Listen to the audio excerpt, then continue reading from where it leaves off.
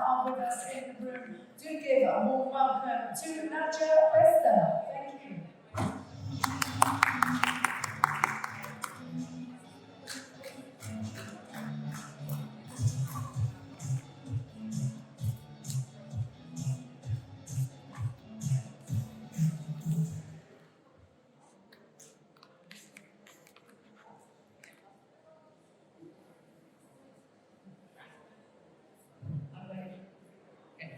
Testing, you guys can hear me. So, first of all, I know it's Saturday, and Saturday is not usually the time when we want to talk about keep crypto clean and fix Web3. So, I'm going to keep it short and sweet, because I think what I will be speaking about is important, but it doesn't need to be dragged out. So, you can go grab some coffee in a few minutes. In the meantime, just to introduce myself, my name, as was said, is Nadja Bester, co-founder at Luna. We are an investment ecosystem engaging, or rather connecting and engaging early stage projects to institutional investment as well as retail investors. I also host a podcast, The Future of NFTs, where I talk about the future of NFTs. And I'm also the executive producer of a Netflix documentary on the future of the internet and the evolution of the digital self. And I'm telling you this because I have a vested interest myself in today's topic. I'm in this industry, I've been in this industry for many years, and I intend to keep this industry alive. So I want to ask you a question. All of us, there's one word that we've all used. One word when it comes to crypto, when it comes to Web3. Now, when I say all of us, I mean your uncle, your grandmother, the cab driver that brought you here, you, me, the media, every single person who's ever spoken about Web3 or crypto has used this particular word. Anyone know what that is? Yeah. Bingo. Sad that you got that right, but yeah, was to be expected. So I think that all of us here are here because we love this technology, we love this industry. I know that I'm in this industry for, well, no, wrong slide. So before I get there, if you look at the data, we don't want to talk about the scams. We don't want to talk about the seedy underground of what's happening in this industry. And there's a reason for this. Because when we talk about it, we talk about things that we don't actually know how to change. I mean, now I can get to my next slide. We talk about the promises of this technology. We talk about decentralization, about democratization, about how this is going to change the world. And that's great, that's why I'm here, and I mean, I don't know about you, but that's probably why you're here as well. Unfortunately, there's a lot of things happening under the surface. Now, the reason that I really want to talk about it is because we ourselves don't know what to do to fix it. I mean, we all know there's bad people in the world. We all know that every single business industry on this planet has its light side and its dark side. So we choose to just put that aside and focus on the good things. At least I know I've done that for however many years I've been in this industry. Now, what does it mean when I say keep crypto clean, fix Web3? I mean, it's a big, big term. And yeah, who am I? Who are you?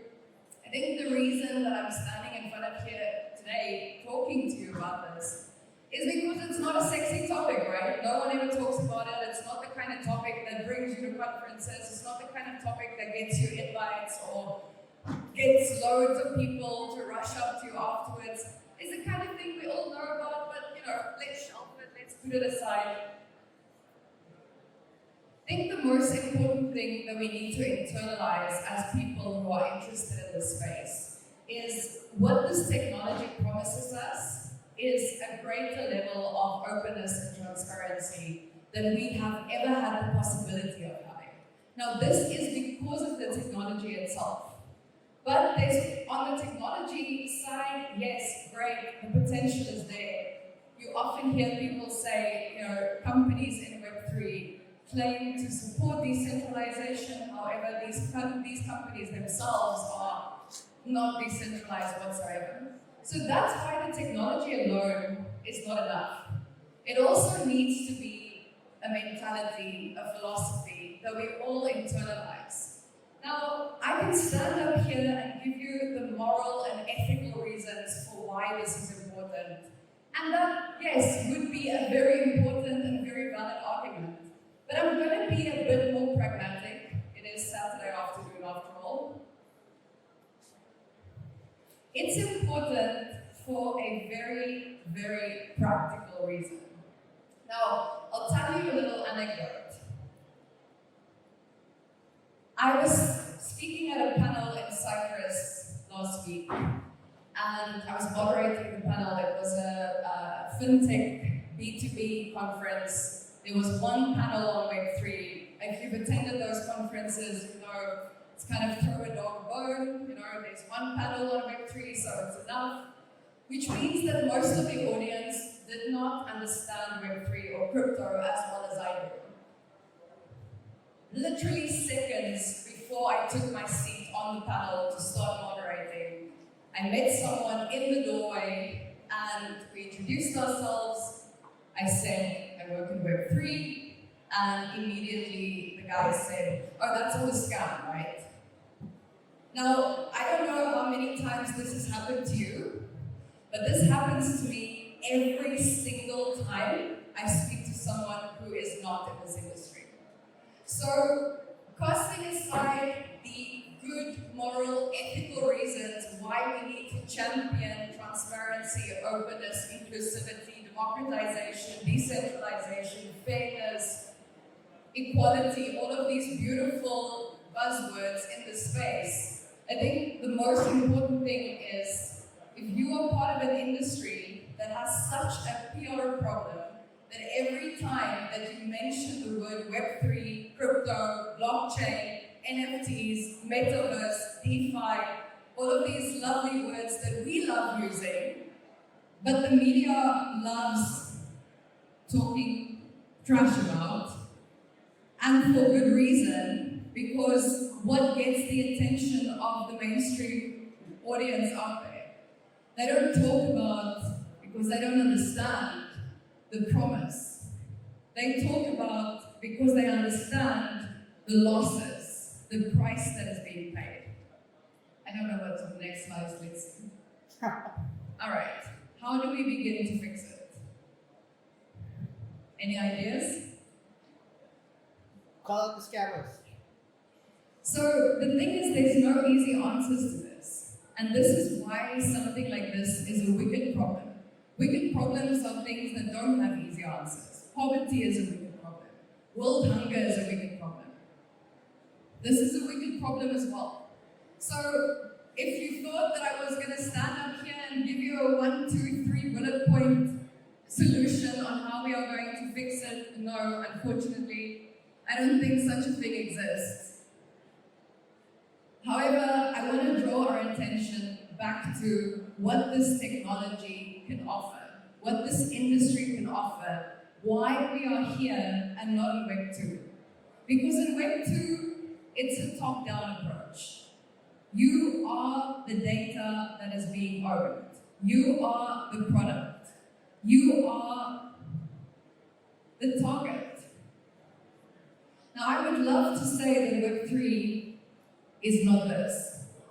I would love to say that in Web 3, you own yourself, you own your identity, you own everything about your existence. Would love to say that you are not a victim, you are not a target. Unfortunately, that is not always the case.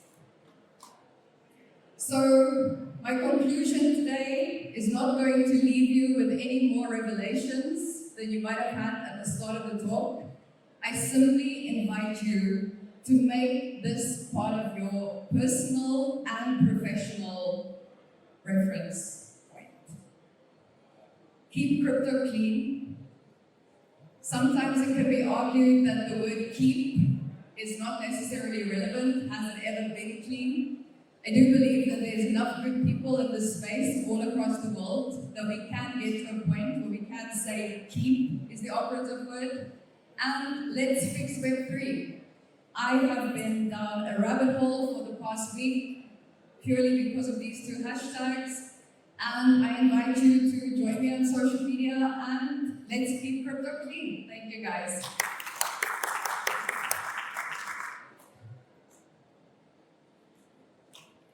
A brilliant talk there from Nadja Bester. Another round of applause. There's only a few people here in the room, but what an insightful topic.